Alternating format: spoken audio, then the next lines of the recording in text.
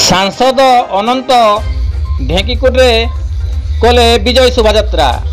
केन्दुझर नूतन सांसद भाव विजय होता बीजेपी अनंत चरण नायक निज ग्राम लंगलकंटी एक डीजे प्रोसेसन रे बाहरी ढेंकीकोट बजार परिक्रमा करी विजय शोभायात्रा पालन करथिले।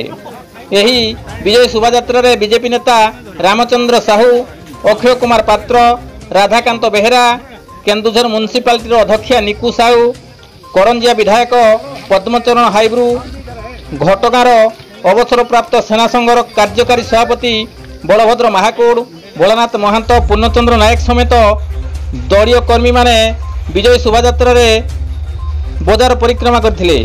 एथिरे शताधिक लोक सहयोग करथिले।